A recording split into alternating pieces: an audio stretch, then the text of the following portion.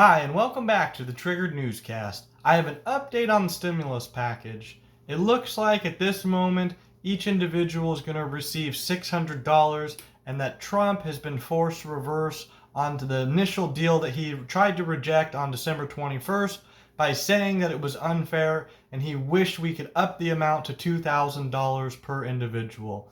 At this moment, it looks like both the Senate and Congress have twisted his arms because if he vetoes the bill, it's known that they're just going to reverse his decision and pass it on anyways. However, that's just going to tie up litigation further and then make it Donald Trump's fault that the stimulus checks have been delayed to the American people.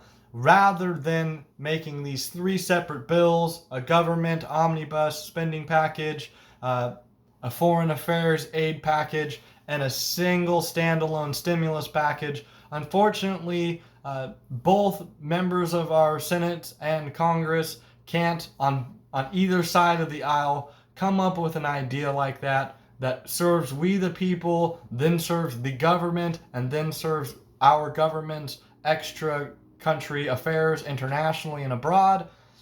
Unfortunately, they couldn't divorce all of these decisions from each other. I understand that the budget has to kind of outline huge elements of these in the government spending package, but they could have just spent the money necessary for the government to run, the money necessary for a stimulus package, and then with the government open, they could have made debate about what foreign affairs to spend the money on.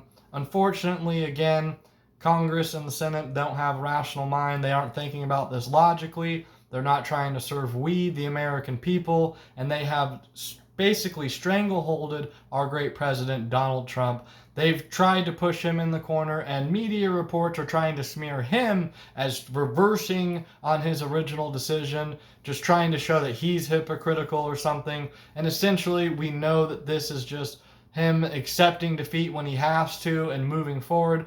But I think that there are serious issues within this bill. I think, again, this is a serious issue in allowing Congress to pass these overarching spending bills.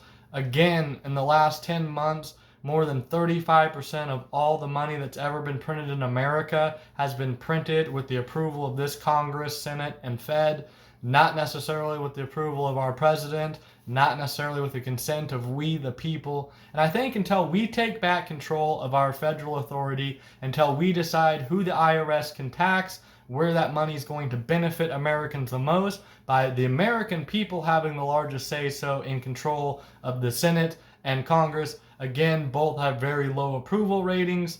It's very sad to see the president pushed into such a corner. I think he's doing his best to help out we, the American people.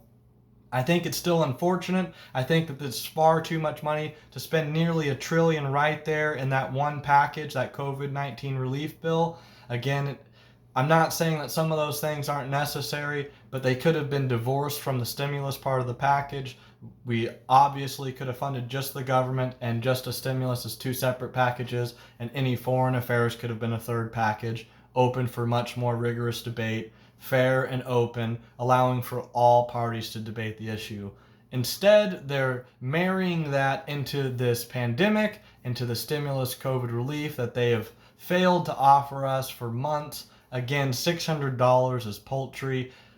I think most Americans desperately need that money, but I think it is just not enough, and it doesn't account for all of the months that there hasn't been help. Not everyone qualifies for unemployment. I don't think that unemployment should be taken away and those benefits do need to be funded. But again, that could have been a separate funding bill than inside of the stimulus bill. I think that a lot of these things are being done illogically, and they, again, are intentionally done so to cripple the system, to add to the bureaucracy, to slow down help to we the people. And we need to be vocal about it. We need to vote these members of Congress out, these senators out, that don't serve we the people the best. So if you're with me, give this video a thumbs up. If you'd like to come back for more reports, hit that subscribe button, and we'll see you at the next Triggered Newscast.